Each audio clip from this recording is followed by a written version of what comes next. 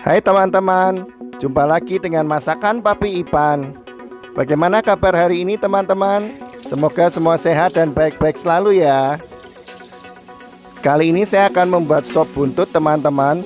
Sop yang kaya akan rasa dan rempah, sebagaimana yang dahulu pernah saya buat waktu saya bekerja di salah satu resto di Jakarta.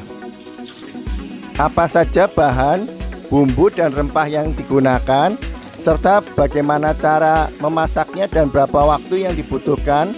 Ayo simak ya teman-teman, agar kita bisa belajar bersama-sama memasak sop buntut yang enak ini. Sebelum kita mulai memasak, buat teman-teman yang belum subscribe, silahkan subscribe dulu ya teman-teman. Sudah? Oke, kalau sudah kita akan mulai ya teman-teman. Ayo kita memasak.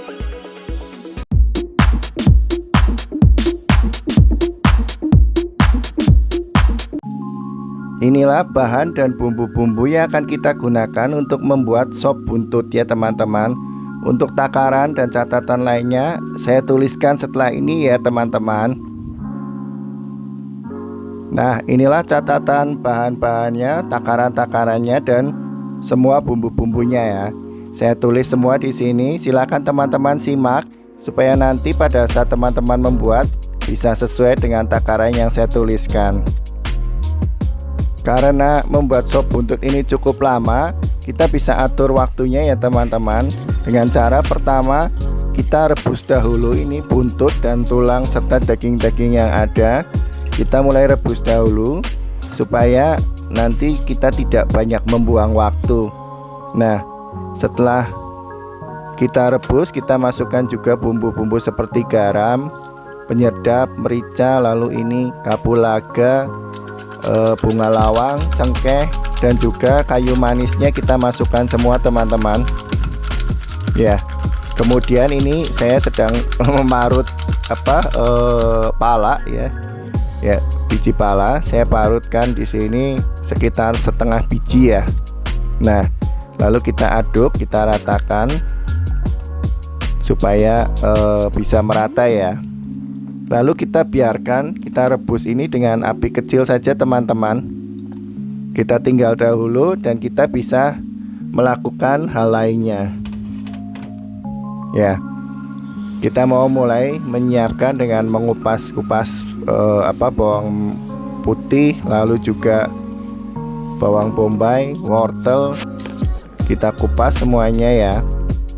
Dan juga kita kupas sekalian kentangnya teman-teman. Setelah kita kupas semua bahan tadi, kita bisa mulai potong-potong ya teman-teman. Untuk bawang putih kita potong kecil-kecil. Ya, kita potong tipis. Kemudian bawang bombay pun demikian ya. Kita pakai setengah saja. Setelah kita kupas, kita potong kecil-kecil juga ya teman-teman. Nanti untuk bawang bombay dan bawang putih ini akan kita tumis dahulu, tidak langsung dimasukkan ke dalam kuahnya ya. Nah, kemudian kita juga potong wortelnya. Untuk wortel buat sop buntut ini saya potongnya agak besar-besar ya teman-teman. Nggak tahu juga nih dari sananya kenapa kalau sop buntut wortelnya gede-gede ya. Ngikut aja lah teman-teman. Oke, setelah wortel kita potong-potong, demikian juga dengan kentangnya ya. Ini kentang juga dipotongnya agak besar-besar. Beda dengan kalau kita lihat di sup ayam ya.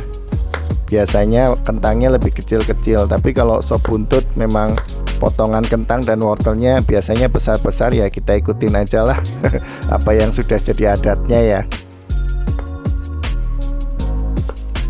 Ya, kita potong 2 biji kentang tadi ya. Oke, setelah itu kita juga potong daun bawangnya teman-teman. Daun bawang ini nanti akan kita gunakan sebagai taburan sup ya. Kita potong lembut atau halus ya, kecil-kecil. Demikian juga dengan daun seledrinya. Untuk daun seledri juga kita potong halus. Kita campurkan dengan daun bawang, akan kita gunakan sebagai taburan di atas sup yang nanti sudah matang pada saat disajikan.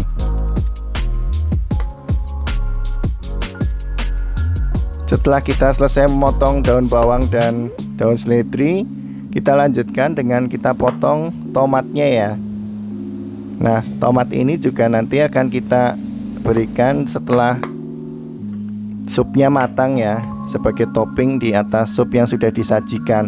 Jadi tidak ikut direbus. Sekarang kita kembali ke kuah rebusan buntutnya ya teman-teman. Ini sudah saya rebus sekitar 2,5 jam. Dan tinggal sebentar lagi akan matang. Kita bisa masukkan potongan wortel dan juga potongan kentangnya ya. Kentang dan wortel kita masukkan di akhir supaya tidak terlalu lembek dan hancur. Bahkan di beberapa resep atau orang lain ada juga yang kentang dan wortelnya direbus secara terpisah. Tapi kalau saya lebih suka dicampurkan seperti ini supaya vitamin dan rasa dari sayurannya ikut mewarnai rasa dari sup kita ini.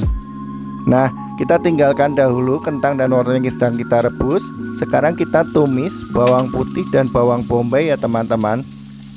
Nanti ini akan kita tumis sampai dengan warna kuning kecoklatan dan berbau harum ya. Tujuannya untuk menambah gurih dari rasa sup yang kita buat. Setelah berbau harum dan berwarna kuning kecoklatan, bisa kita matikan apinya dan kita masukkan ke dalam air rebusan tadi ya teman-teman. Oke, bawang putih dan bawang bombay yang sudah kita tumis ini kita masukkan sebagai bumbu untuk supnya. Sup ini udah kita rebus selama 3 jam teman-teman dengan api kecil ya. Dan buntut atau daging urat-uratnya sudah benar-benar empuk. Bisa kita matikan kompornya dan kita siap untuk sajikan teman-teman. Ya, kita akan mulai sajikan. Kita lihat kentang dan wortelnya kita rebus selama tadi sekitar 20 menit juga kelihatan sudah empuk ya, sudah matang. Juga bisa kita lihat nih daging atau urat-urat yang menempel pada tulang buntut tampak sudah empuk ya, nampak lezat sekali. Nah, inilah sop buntut kita sudah jadi, sudah matang teman-teman, bisa kita sajikan. Agak sedikit menggelitik sebenarnya teman-teman, kalau sop buntut itu rasa-rasanya bahasa Jawa ya. Kalau buntut kan bahasa Indonesianya ekor. Kenapa bukan sup ekor sapi gitu ya? Ah, sudahlah, abaikan, yang penting enak rasanya ya teman-teman. Pada saat penyajian kita bisa tambahkan taburan bawang goreng, bawang merah goreng ya. Kemudian potongan tomat yang tadi sudah kita siapkan dan juga daun bawang serta daun seledrinya ya. Nah, inilah sup buntut kita. Jangan lupa kita tambahkan emping, sambal, dan juga bisa jeruk nipis atau juga jeruk sambal ini yang saya gunakan. Dan tentu saja jangan lupa nasi putihnya ya teman-teman. Wah, ini hidangan yang sempurna, enak dan lezat sekali. Kita sudah selesai membuat sop buntut ya. Dan silahkan teman-teman coba sendiri di rumah. Yakin gak akan nyesel deh. Rasanya enak sekali. Oke, terima kasih teman-teman buat kebersamaan kita hingga akhir ini. Dan jangan lupa subscribe, komen, dan like ya teman-teman. Serta nantikan masakan Papi Ipan berikutnya. Dadah.